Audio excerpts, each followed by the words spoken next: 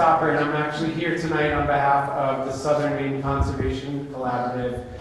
Southern Maine Conservation Collaborative is a network of local land trusts and other conservation-minded organizations that get together in a lot of different ways. And one of those ways is to partner with the Portland Public Library on the sustainability series, of which tonight's event is a part. I looked up, I did not do my homework and find out what the March sustainability series is, but it's on March 25th. So Wednesdays, the series is monthly here, always free, always interesting.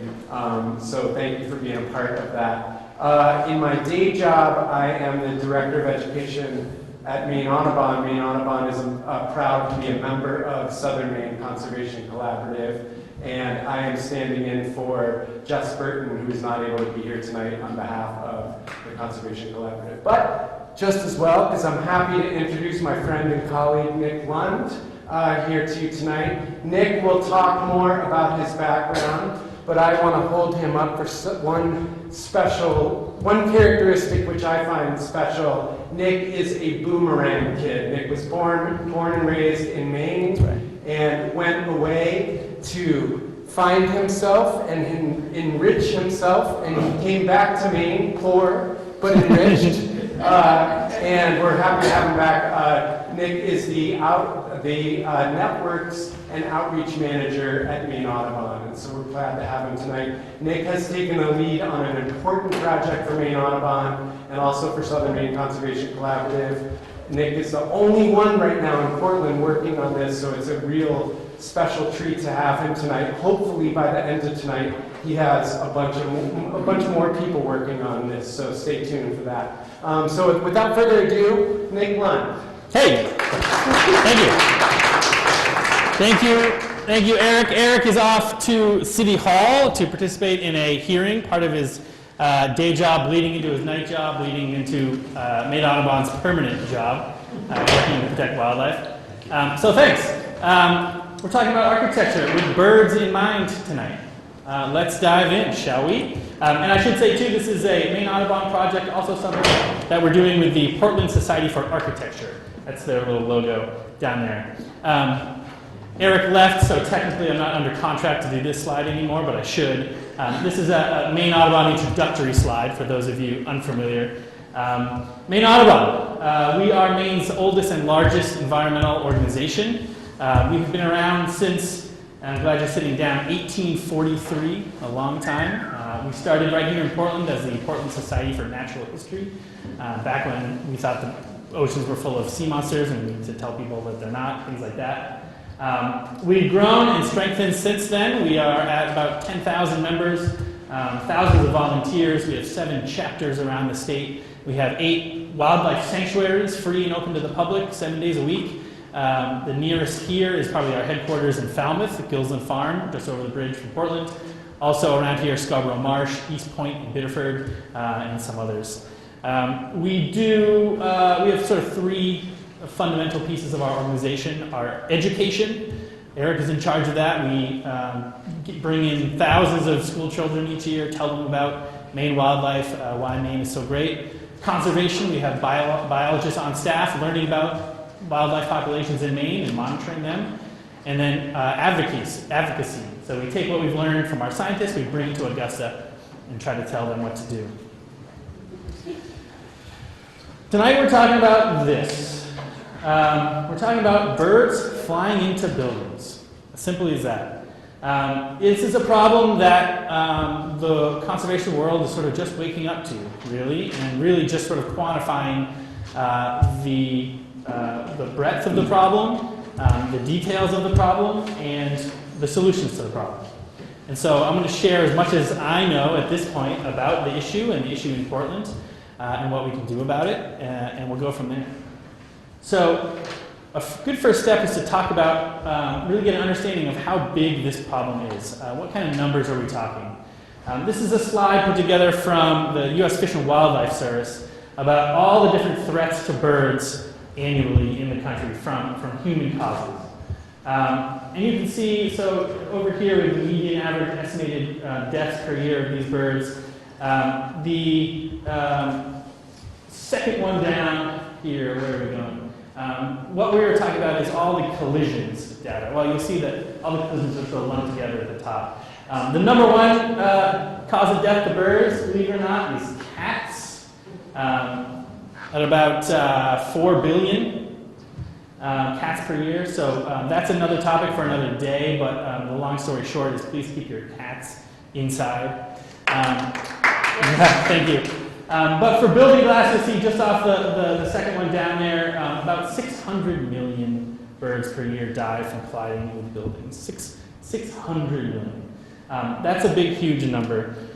Here's that when we're talking about sort of industrial numbers, so human-caused numbers, human building numbers. Poisoning of birds, mostly for agricultural reasons, is a lot, about 10% of the overall number. But about 84% of the birds caused by human death directly are from colliding with buildings. It's interesting to look at some of the other numbers too, sometimes, especially you hear people get up in arms about wind turbines, terrestrial wind turbines. Really a small piece of the problem. It may grow as wind turbines grow across the landscape, but right now when we're talking about dangers to birds from human structures, we're talking about colliding through windows. Why is this happening? Let's talk first about migration. So I'm going to talk about some birds for a bit.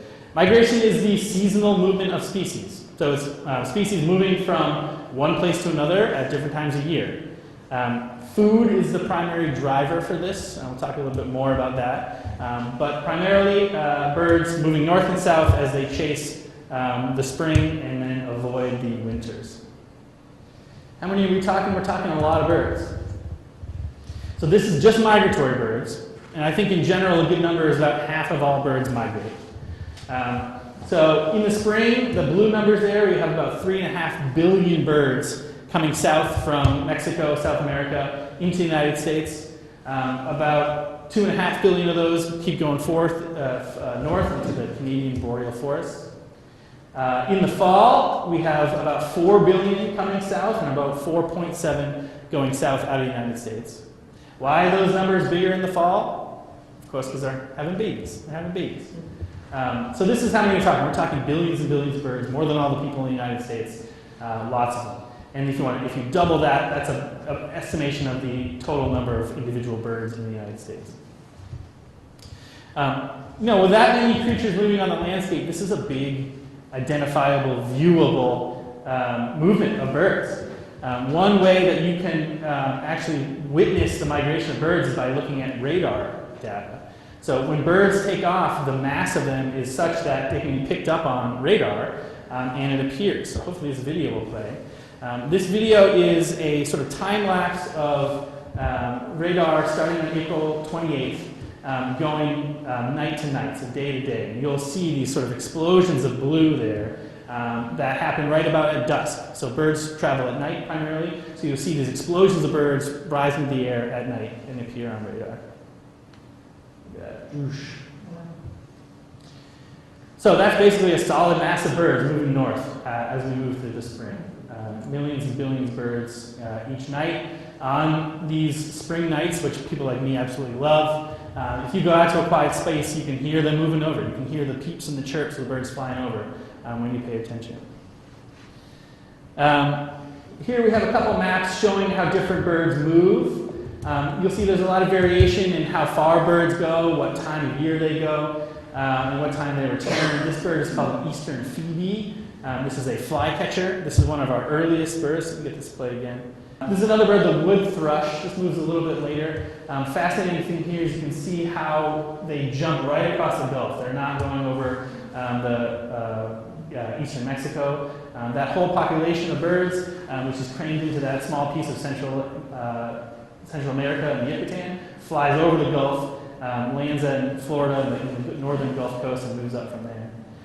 The other piece that I find interesting when I look at a slide like this is I think about how densely populated bird populations are in their southern ranges compared to how broad they are in their northern ranges. Again? Yeah. So look how dense, that's the whole population, then they spread out over the whole country there. Sort of an aside to this presentation, just in general, you really get a sense of the need to emphasize conservation in Latin America, Mexico, because bird populations wintering are much more dense. Why are birds doing this? Mostly food, and it's mostly insects. One of the few nice things about a Maine winter is that we don't have bugs around, right? But that's supposed to be a joke. I guess nobody. All right, fine. If you're a bird trying to raise babies, raise families, the explosion of insects in the spring is perfect for you, and is why you dare to jump all the way across the Gulf of Mexico, fly through the night, fly through the danger to get here. In the spring, there's an explosion of especially caterpillars on our plants. Caterpillars to our bird are just like a delicious little protein burrito, right? They're easy to catch, they're abundant, and they're full of nutrition. So if you're raising a family of baby birds, caterpillars are what you want to do it on. So as the spring warms, insects come out, all these millions and billions of birds can come up here and raise their babies and survive. And so that's what they're doing. Different birds evolve to take over different niches, and so every species evolves into its own range, its own color patterns, its own habitats. Here's just a sampling of closely related birds, warblers. That's a black-throated blue warbler, black and white, and a yellow runt in the middle. And you can see that even though they're very closely related, their habitat preferences and their food preferences have resulted in them needing different habitats and living in different parts of the United States. So the black-throated blue needs a little denser forest, a little higher elevation, so you see they're up in the mountains and up through the northeast. Yellow rump warbler here is actually one of the few warblers that have evolved to eat fruits and berries. So there are actually small numbers of them wintering in Maine. If you went down to like Tulite State Park right now, you can see some of those flying around. They're one of the few warblers here. It's not just those cute little neotropical birds that migrate. Waterfowl migrates, of course.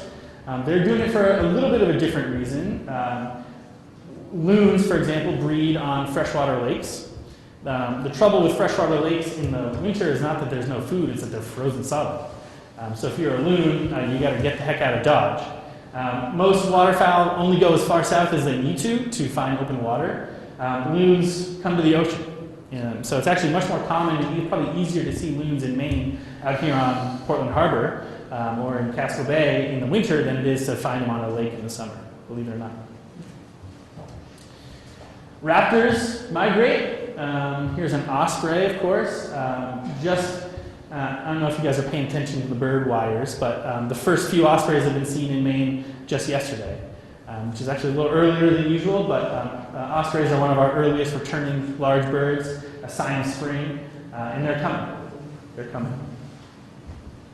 And of course, some birds don't migrate. If you're a bird that doesn't rely on insects all the time, you're perfectly happy staying in one place, not risking yourself to fly thousands of miles and hanging out. That's a black-capped chickadee, of course, up there eating some sumac. This is a cedar waxwing here, beautiful bird, and that's a red crossbill down there. They've evolved these awesome bills that can split open pine cones and eat the seeds inside. They're very cool. I should say, though, that even birds that don't eat insects the rest of the year generally do eat insects in the spring. About 96% of our terrestrial birds rely on insects to raise their babies. Even birds like cardinals or chickadees, things that don't eat insects most of the year. Is that a cedar or bowman? Sorry? Cedar or bowman?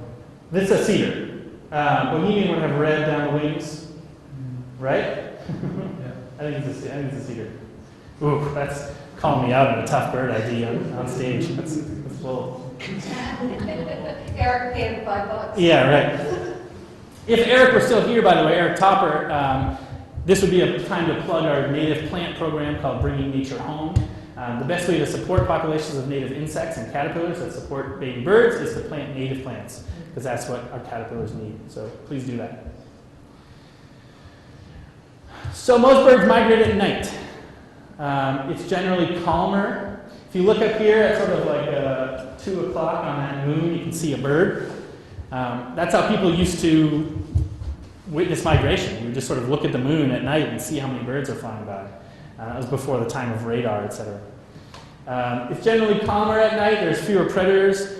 And we know that birds use the stars to migrate. They orient themselves based on the lights coming out of the sky, which makes it all the more difficult when humans come along.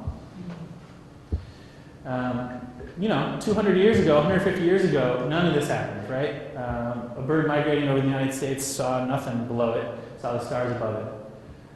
And so the rest of this presentation now, we're sort of going to turn into human impact on the land and what it means for migrating birds and how it has impacted. But you can tell, how could that not impact? This is what a bird sees now when it makes its leap.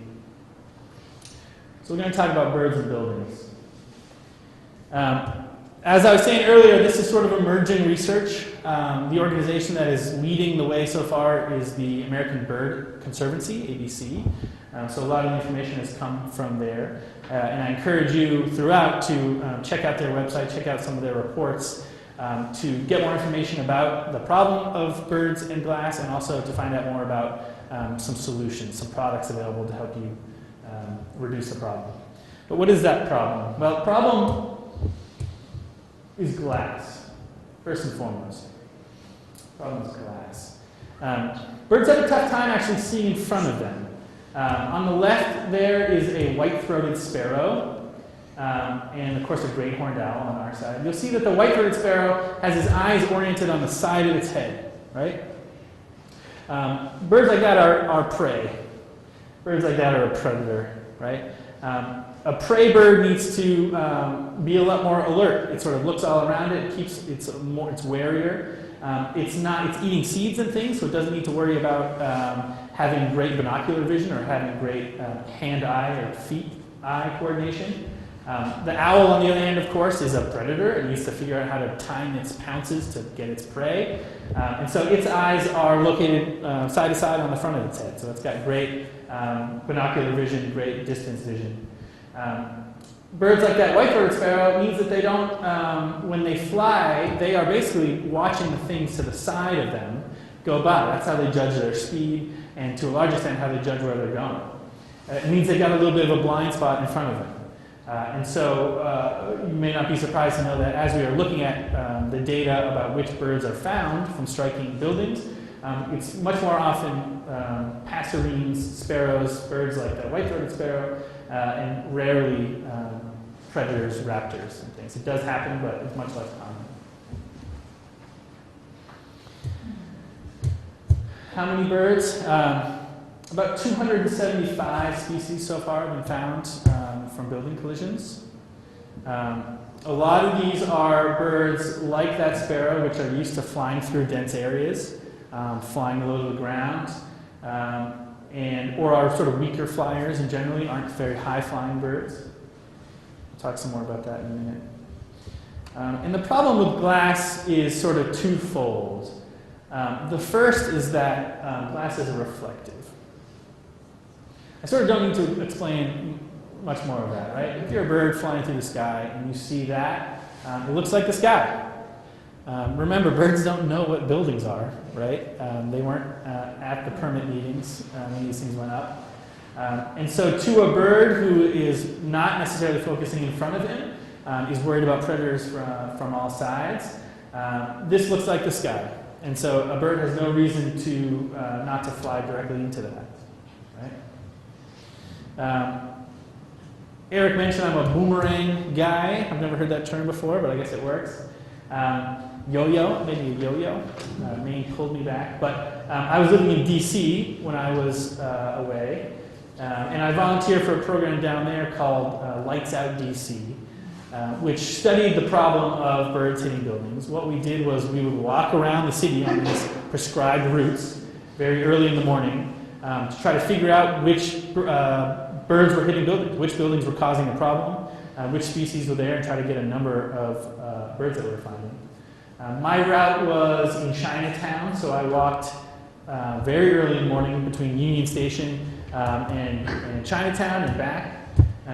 This building here on K Street, this is the Tech World Plaza, it's called. This was one of the biggest culprits by far. If you're a bird and you are flying during migration down through this area here. This mirrored walkway is absolutely invisible to you in most conditions. And so many mornings, if we got there early enough before the building managers could sort of wash everything away, we would find birds littered on both sides of this passage right here. It's not just the sky, obviously, that reflects. It's actually more dangerous when buildings reflect vegetation. These, again, to a bird, they basically have no way to differentiate this view here between an actual view of some vegetation that's flying into. That's really the problem here. When we look at very tall buildings, well, I should say that most of the collisions that folks have found are on the lower sort of 30 feet of a building. You may think that the higher a building is, the more of a risk it is. The risk actually decreases the higher you go because birds are largely trying to get to and from vegetation and aren't colliding at those high levels.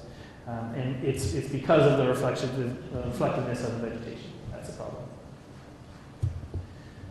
Here's another example. This is sort of a ground level view. Again, if you're a bird flying by, you may be trying to get into these bushes here. You really have no idea, even as a human. We've all walked into glass doors, sliding doors. It's the same thing for a bird, except they die.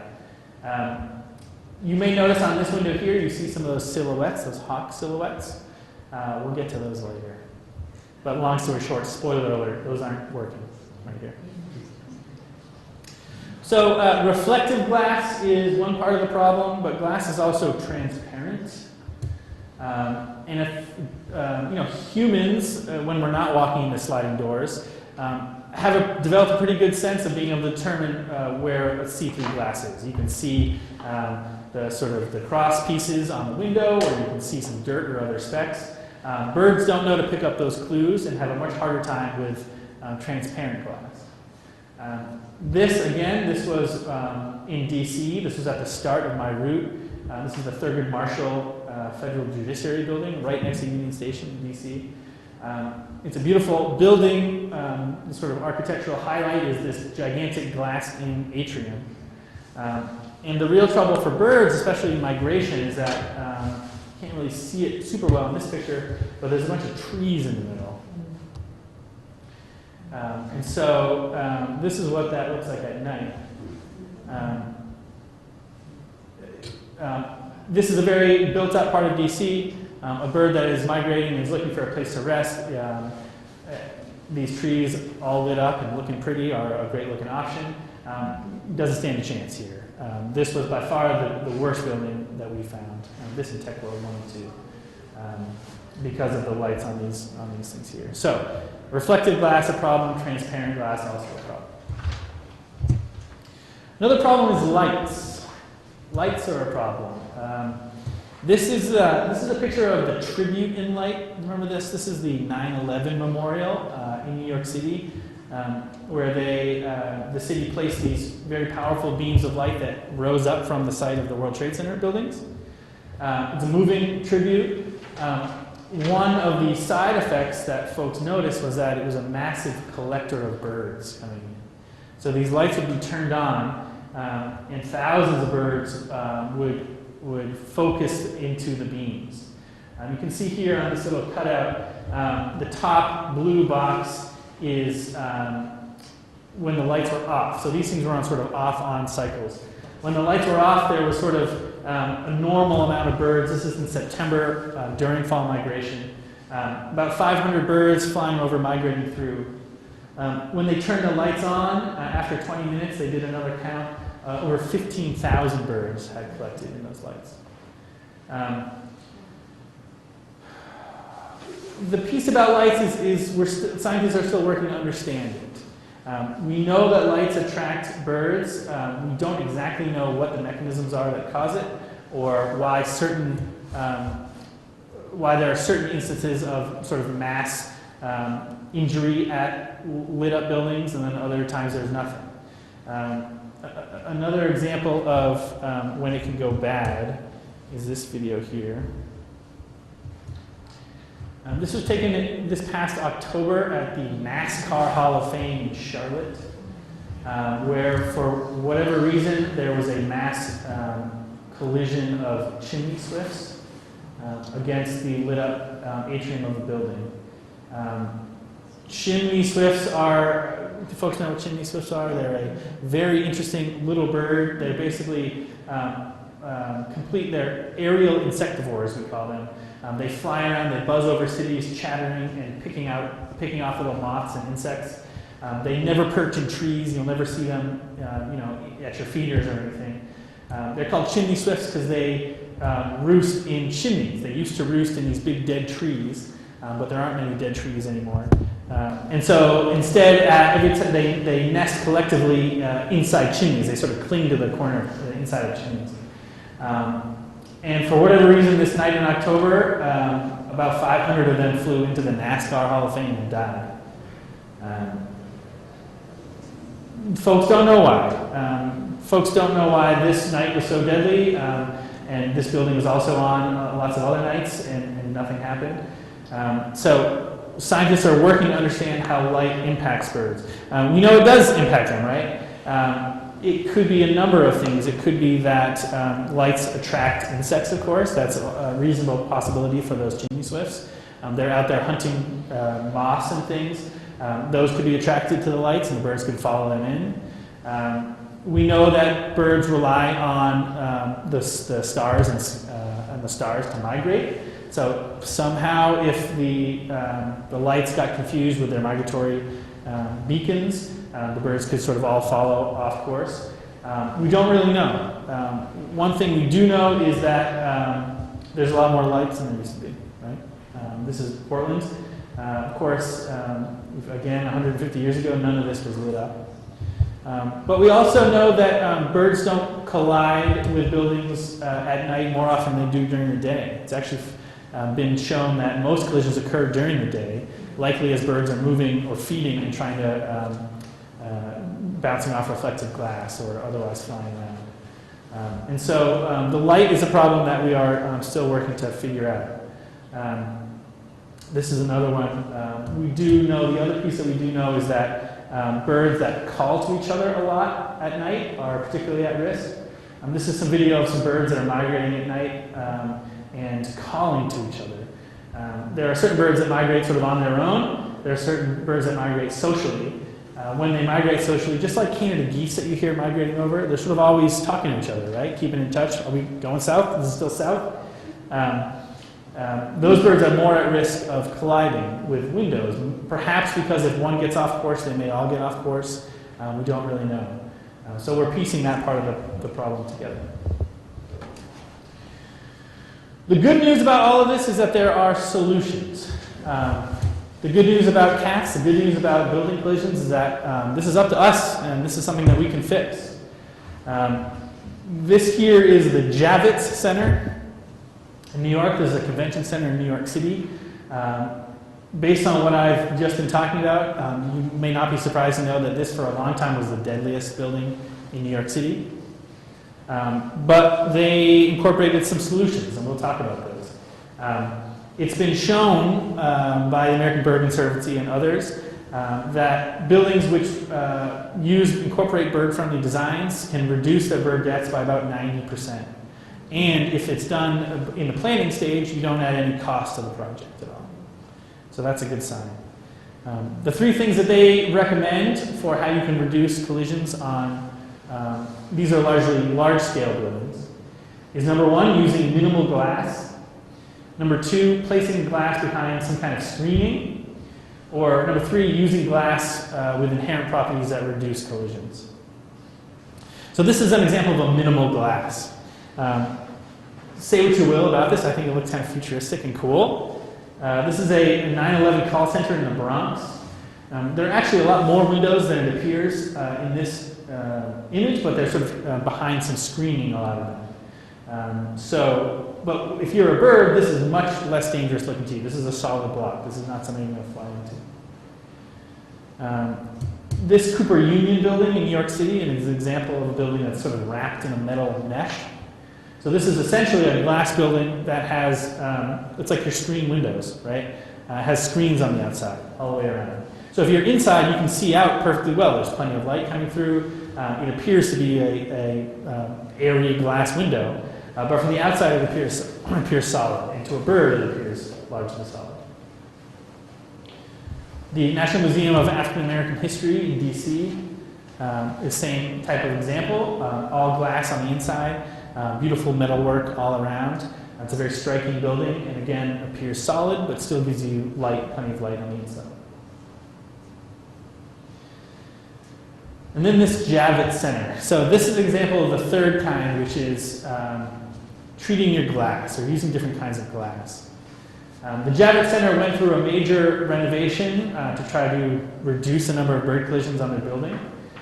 They put all these things called frits on their building, on the glass itself. They use, I think, a ceramic frit, but there are lots of other options for this. Basically what it is small dots that you put on the window that, to a bird, give the appearance of it being solid. But to a human, like looking through a screen on your window, you don't notice it, right? It still appears, like that picture there, it appears like you're looking through a big glass window. So it is an opportunity to sort of get the best of both worlds. The Javits Center, proud to say, has been monitoring, and they reduced their problem by 95%, the building, through these treatments. Yeah. What is that exactly? Is that a film, or is it? So this one here, my understanding is what they did was they had glass made with ceramic dots on it. But there is, I'm glad you brought that out, other solutions. This is a residential solution. This is from a company called Feather Friendly.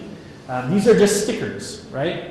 They are stickers that you roll out which put little dots on your window, giving the appearance to a bird of something solid. But as a human, this is something you would not notice after a day of looking through it. I should say too that although this presentation sort of focuses on larger city buildings, this is just as much of a problem at your house and your kitchen window as it is for those buildings. Your kitchen window reflects vegetation the same way. Your kitchen window reflects the light or is transparent.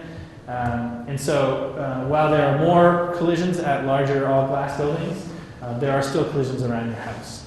And so taking steps very cheap steps to minimize the problem at your house will go a long way to helping the problem. So there are these stickers that you can put on with some good instructions. There's also some advancements in the glass itself. So one thing about birds, many birds, is that they can see ultraviolet light, whereas humans can't.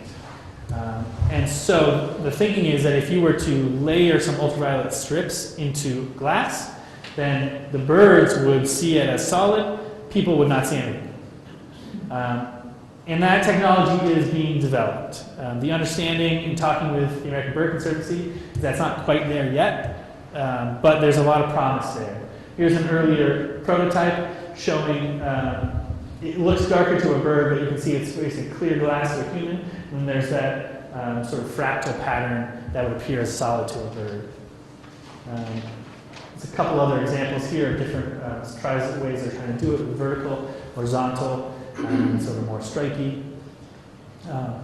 There's a lot of developments occurring in glass manufacturers right now who are thankfully doing the right thing, trying to produce products that are bird safe. So some of it is UV, some of it is just sort of patterned glass itself that gives the appearance of something solid. There's a lot happening. There's also sort of translucent glass, right? So this is glass that gives you the light that you want, makes your building feel warm, but isn't transparent. Still appears solid. This is an example. This is in Sweden, I believe. This is an all-glass building, very warm, sunny during the day, but is a solid structure to a bird. Another example is this building. This is a Frank Gehry designed building in New York City. It has a combination of sort of layered frits and different types of glass. It's all glass, top to bottom, but it's got different styles of glass that give it the warmth and the heat, the retention that architects want and building managers want, but makes it appear solid. New York City Audubon has followed this building for 2 years since it was constructed and not found a single bird collision. Some other residential options, one of the most popular ones is called these Acopian bird savers, Acopian. It's basically strings that you drop down over your window. So there are lots of different ways to do it, but the official Acopian product is basically a strap that you attach across the top of your window and some strings that hang down. They can either attach or hang loose. And all the people I know who have these say that they're invisible to you. You can sort of see it when you're looking for it, but disappears in sort of your mind as you're looking out a window. This is one of the most cost-effective solutions. And if you look online, there are ways you can do this, with cord on your own or other different materials. These guys. So for a long time, folks who have been concerned about bird collisions have put some of these up. These are hawk silhouettes. I think the idea is sort of a combination of giving the appearance of something solid, but also maybe scaring the birds away. Neither of them work. And the reason is not because putting solid things on the window is not a good idea, but it's because it needs to be closer together than these. I'll talk about that in a second, but we did want to show this quick example. This is the News Channel 6 building right in the corner up here, right? Is that what it is, 6? Yeah. Yeah. If you look down the bottom there, it's a hawk. It's a Cooper's hawk. And you can see that it's sort of right below some of these stickers. I said at the top that raptors don't often hit windows. The time they do is when they're chasing prey. So this bird was likely chasing some pigeons around that area and followed them and hit a building. Pigeons are actually really hard to catch.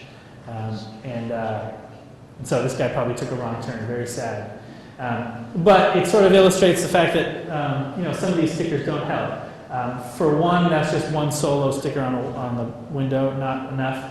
It's also on the inside of the window, which means that when the light is angled at most of the time, it sort of bounces right off and you don't see that sticker at all.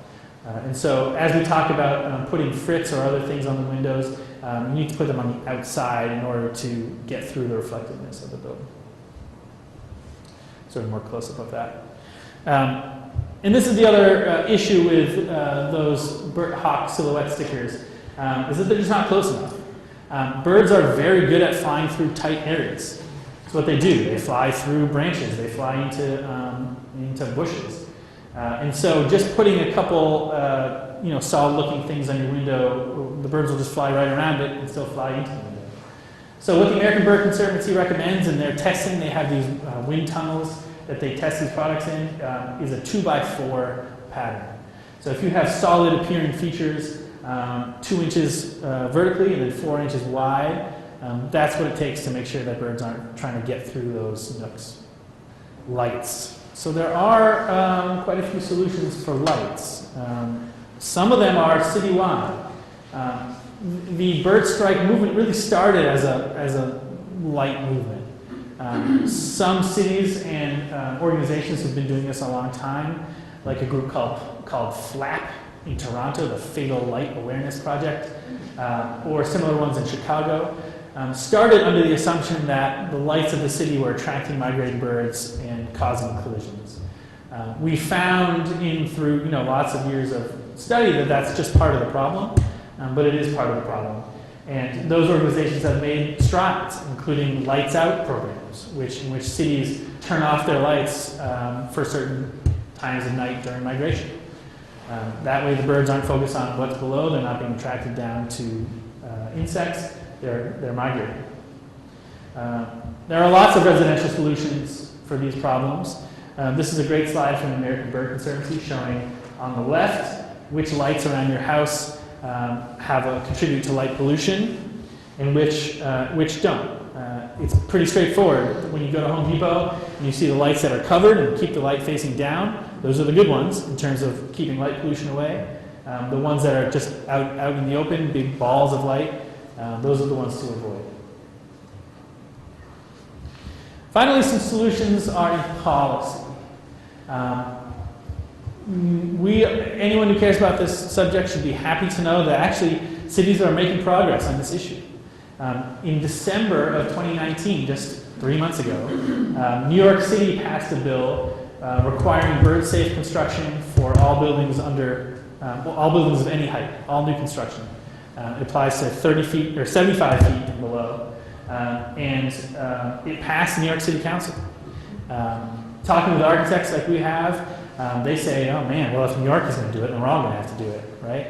And so we are excited about the progress being made in different towns and cities. There are some others out there. The LEED Pilot 55 credit is a bird safe credit, and so as buildings are out there trying to get certified for that LEED, they can follow the instructions in that credit. Also, San Francisco has some great standards. The Washington, D.C. area is getting them. So there are models out there, policies that we at Maine Audubon are working to adopt here in Portland, and that we hope will proliferate across the landscape. What can you guys do, though, about this? There are a couple things. Number one, and I'm just announcing this tonight, so you guys are the first to learn about this, is help us figure out the problem in Portland. This is a bird that my colleague Doug found near the Wex building down on Commercial Street. It's all glass. All glass. This is a Canada warbler, a beautiful bird. We need more information about what is the problem in Portland. As we work with the City Council, as we work to raise awareness of the problem, we need to know which buildings are causing problems. We need to know which birds are hitting buildings. We need to know whatever we can know. This is a new initiative in the city, and so what we lack right now is good data and good information about the problem. And so we've just started a email address called birdstrike@maineaudubon.org, where if you are walking down the street and you see a bird dead on the sidewalk, you can take a picture. You can send us the picture. You can please include a photograph, location you found it, and the date and the time. This will be very useful to us as we go to City Council members and say, this was in your district of town, or this building has seen 10 different birds this year, etc. Like I said, I volunteered for the Lights Out DC for a couple years, 4 or so years. That was a project we did very early in the morning, which was difficult because I had to get up at like 3:30. We did that because, number one, we thought that the majority of bird strikes were occurring that early in the morning as birds were coming down out of their migration. We also did it that early because if you wait, building managers come out and clear the sidewalk, and so the birds are gone. What we have learned since then is that birds do not strike any more in the morning than they do other parts of the day. And so a program like this, which hopefully relies on volunteers just going about their business, will actually give us some really important data about where birds may be contacting buildings throughout the day, right? So I encourage you all to write this down, and we're going to start. Migration is coming. Birds are already showing up. Red-winged blackbirds showed up this week. Ospreys are coming.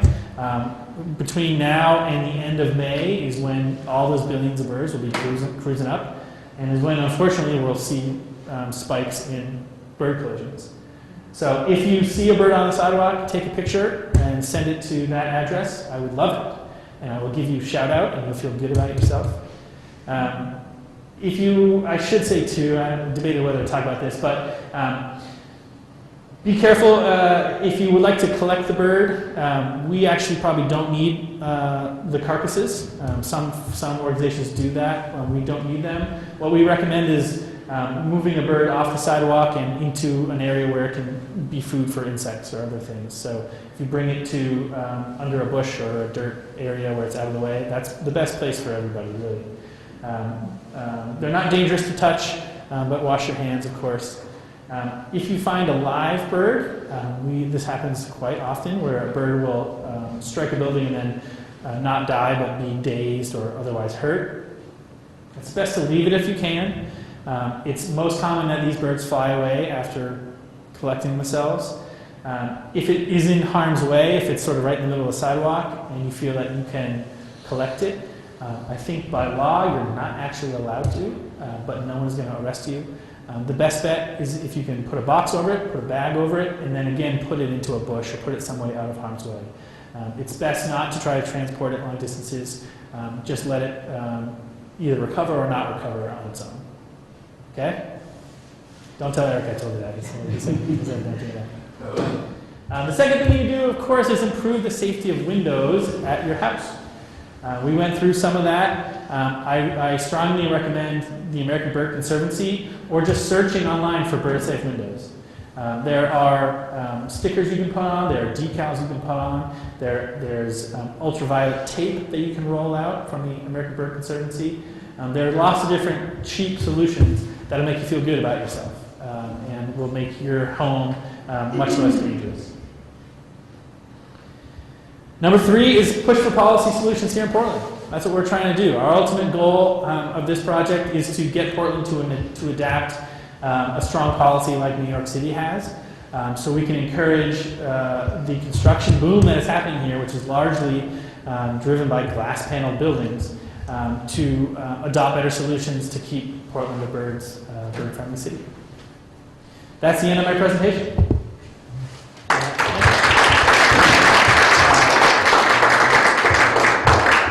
One way you can help us with that is by joining MaineAudubon.org/advocacy. We'll be ramping up our contact as we have policies to push in front of the City Council and other bodies. That's the way to keep track of that. So, are there any questions? Yes? I've used the, two questions. I've used the bird alert with great success. It's called bird alert stickers on Amazon or eBay. Okay. They come in, I don't know, all kinds of different patterns. I have a hummingbird one. Yep. But I got really good luck. Those things really work, especially it's if you. ultraviolet, and like you said, you can Right. put them outside of the window.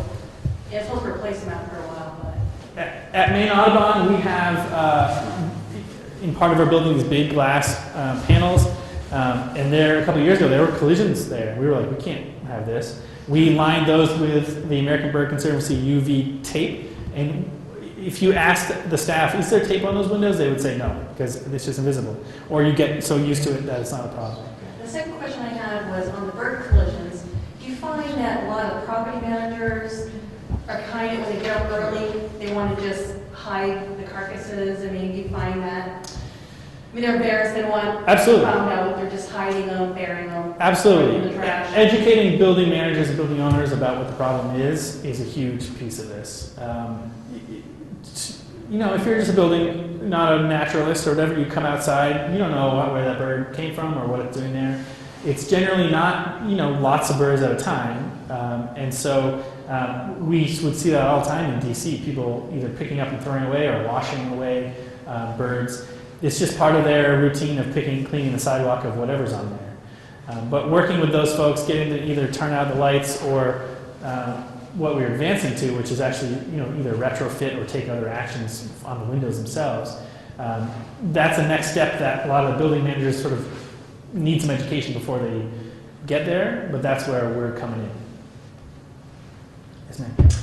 So I guess there's a couple different questions. The first one is on the 395 million bird deaths from collision into buildings. Is that data being gathered vis-a-vis like programs like what you were a part of in DC? Yeah. And then I guess a similar question for the cats, because I can see myself like going and evangelizing to my friends and they're being like, how are you pulling these numbers out of thin air? Sure. So I guess that's the first part. And then the second part is based on what you know so far in Portland, what do seem to be the primary sort of hot zone areas? Yeah. So the first question is those numbers are developed through scientific formulas to the best of our ability. So it's done based on the studies that people do, where they follow around buildings, they see how many collisions are occurring at different times, and then frankly multiplied through a scientific process I don't understand to establish a number based on the number of structures. Cats is the same way. Cats actually, it's probably a more reliable number. There are cameras and things that can be put on cats to really get a better sense of how frequently they're catching prey, either birds or other things, and those numbers can be extrapolated out. And so I think people are finding that, especially cats, that they kill a lot more than the owners realize. They kill and leave it there, and they're not bringing everything back. Buildings are the same way. It's imperfect numbers, and that's why you see that there's big and discrepancies between, you know, the low estimate and the high estimate, but it's the best that folks can do. For the second, we don't know. The Wex building is one that I know personally people have found birds at multiple times.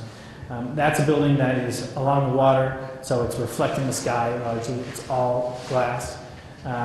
And so that is one that we'd like to keep our eye on to see if that indeed is a problem building.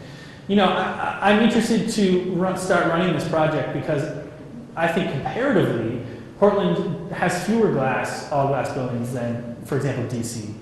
DC, which was undergoing a construction boom my whole time, it seemed like every building. You know, the only idea that any architect has was, what about all glass? Portland buildings are older. It's largely, you know, brick or stone with smaller windows. I'm interested to see what effect that might have as we start to collect some data. But my initial thought is that buildings that have more glass, and this has been proven, you know, the biggest predictor of bird collisions is the amount of glass on your surface area. So that applies to Portland and all cities. And so we'll see. Has Maine Audubon been able to do anything like with the new Wex building? Has anyone talked to the people who own the building, who manage the building? We're just getting this project up and running, so they are high on our list. We have talked with Lund already. They're building a new headquarters in Yarmouth, and glass is a major part of that. We've gone up and presented with them and talked with their architects about this very problem, this project. So it is something that it's me versus the entire construction industry in the state, and so we are. It's good that you guys are here as this is sort of born. You'll remember this and be here. So Wex is at the top of our list. We really want to make sure we have a sense of the problem before we start talking to people, because if they just say, well, prove it. Right now, we know it's a problem because we know what the science says, and we know what glass does, but we don't necessarily have the data from the streets. Yes, ma'am? I attended a number of the workshops for the 58 Forest Street project that's coming up very near the Wex building, and inquired a number of times about the issue of glass and bird safety. And the developer said that, oh, we're setting our glass back with little frames around it, and the birds won't be a problem with that. Were they bullshitting? Probably. Yeah. Probably. I don't know exactly what their design is, but I have not seen anything that indicates that in setting large pieces of glass. I mean, if there's a ton of frame and it appears solid, then that could be one thing. If it's just large panels inset a little bit, that's probably not helping anything. You know, part of the problem in Portland is that building managers don't have to do anything right now. I mean, there is no policy anywhere in Portland that requires anything or even suggests anything to protect birds other than the lead credit. And so a building manager, and we're not there yet to put pressure on them publicly as we just getting this project going. And so a building manager, you know, can be SU, and they don't have to do anything yet.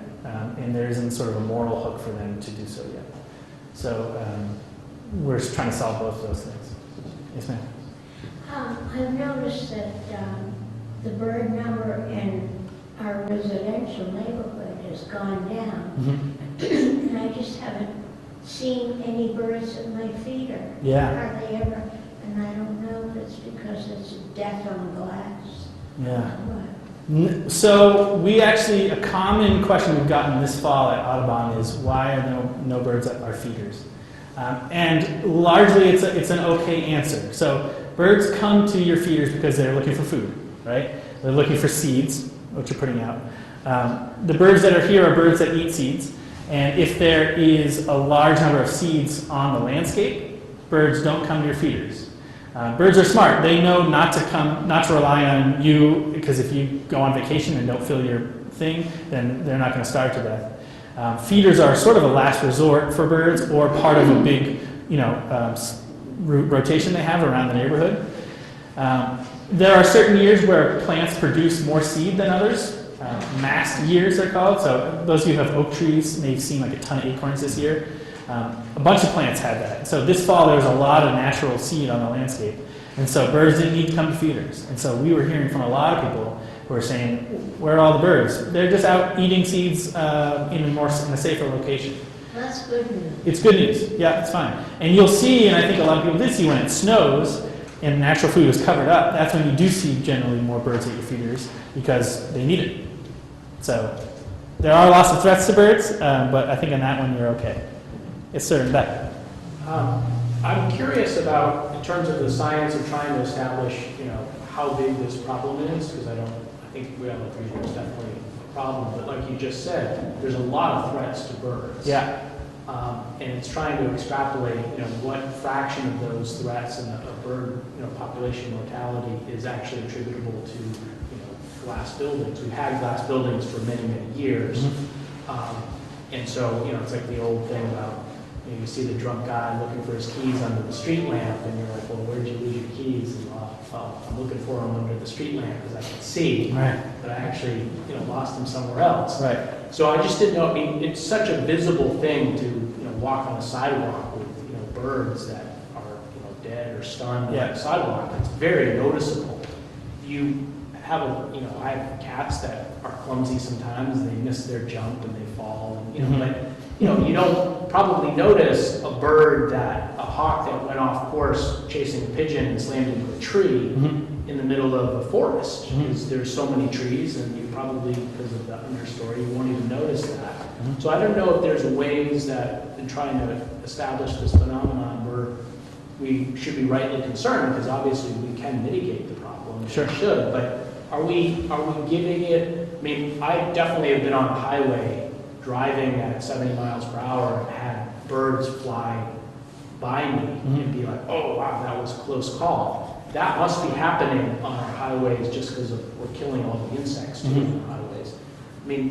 Is someone trying to sort of figure out, like, this is 2% of bird mortality is from glass buildings, and there's another 98% that are attributed to all these other reasons? Yeah, I think it comes down to any way that we find out that we are killing birds is something we can also mitigate about it. And so when we compare different strategies or different causes or different sources of mortality, it's hard to know which one is more important than another. But they're all something we can do something about. Probably the largest cause of mortality of birds, which is not even quantified on there, is habitat loss. As humans come and just remove places for birds to live, those birds don't live anymore. We know through very confident scientific observation that the United States is down about 3 billion birds from the 1970s. Just massive birds on the landscape. We know that this is a contributor to that, collisions, because we see them dead on the ground. We know, are they hitting things in the forest as much? It's a good question. We know it's a problem because we put them up and we see them dead there. And we know that in situations where we take care of the building and treat it, then they're dead there anymore. And so that's a benefit. And sort of where that is in the scope of benefits, I would love to tackle all these problems and solve them all. In Portland and in cities, one of the few things we can do, unless we want to get rid of a bunch of buildings and put habitat back, which I'd love to talk about too, is treat our buildings so that birds fly over and aren't as affected. So there's a lot going on, and humans are causing a lot of threats to birds, but it's also lots of opportunities to do a better thing. I guess my concern is we shouldn't be stopping. If we can stop the bird glass problem, we should stop there. Oh, absolutely not. Because I just don't want it to be Sure. a feel-good solution, which is, they're not hitting the buildings anymore. We can stop thinking about birds dying when there's like 50 reasons why we're killing birds all the time. Absolutely. So, Yeah, and it's daunting and it's overwhelming a lot when you think about it. But this is what Maine Audubon does. We're out there. We're working on climate solutions. We're working on protecting habitat. We're working on keeping dogs from running over piping plover nests on the beach. There is a lot to do, it can be overwhelming. But maybe sometimes it's better to focus on one thing and try to get that one in the bag. We're certainly a long way from fixing this one, and I'd love to think about the next thing when we get there. Matt? So a comment, if I may, and a couple of questions. Sure. And so I've been a more than 10-year volunteer for Aid Haven, Thank you. rehabilitation. And to just clear up what's a very common misconception, we work really close with animal control, police department, et cetera, that anyone with the intent to rehab and rescue, Okay. anyone can pick up any bird, whether it's Great. a raptor, a gull, songbird. Of course, there's precautions with the first couple that I mentioned. Sure. But with the intent to rehab and rescue that bird, anyone can come to the rescue and move a bird out of harm's way and call Aid in Haven because we have volunteers all over the state who will help out in transport. All right. And then with WEX, for example, has there been any communications yet with WEX or any of the glass structures that are going up along 4th Street? One of the frustrations, to put it politely, with WEX, they also like put giant plants in the window, which of course Yeah. you're going to do when you're facing south. And Yeah. you drive through that corridor and you see these ginormous plants in the window, which are an invitation to Yep. come and crash. And my last question is, and I used to kind of joke about this, but are there any cities that have ordinances about keeping cats inside? So from the top, first of all, thank you for your work at Avon Haven. For those of you who don't know, Avon Haven is a fantastic rehabilitator of birds and other creatures, just birds. First. Just birds. Do give them a call if you find an injured bird. They are awesome. Also, Center for Wildlife is also great too. I'm not a competitor or anything. They're in far southern Maine. So thanks for that. We don't have many volunteers on the road doing the transport. That's the only thing. Okay. And we work together. Gotcha. When we get to the road, so. There have been informal conversations with WEX. It's a difficult thing to approach because we want to have our ducks in a row when we approach it. We're getting our ducks in a row. That's a bird. There's no one from WEX here, right? Before we keep going. And WEX actually rents that building, so they're probably the first response to be talk to our landlord, and it's not our problem. Sure. The owner of the building is from a glass company. That's my understanding. And so I think the building itself was built partially as a showcase for the glass. So that's going to be a bit of a nut to crack. But we'll crack it. I don't care. We're not worried about anything.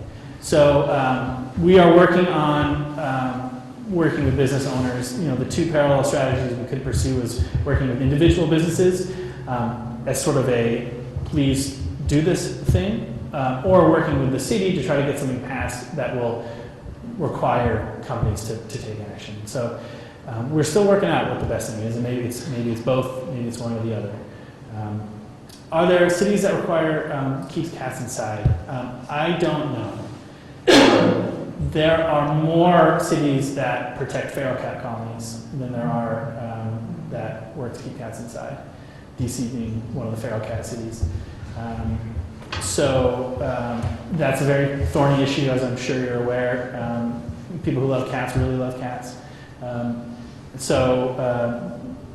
don't know at all the extent of that problem in Portland, so can't speak to that. But yeah, it's a problem wherever there are cats outside. I've been a volunteer with Friends of Feral Felines for 28 years. We're the group that traps, spays, neuters all the cats on the wharfs here. Mhm. And I think we're down to 3 cats that we're feeding now. It's called managed colonies. Yeah. And I was a former licensed veterinary technician, big cat lover, big bird lover. So I wouldn't be doing anything to counter that, but it's managed colonies, trap, spay, neuter.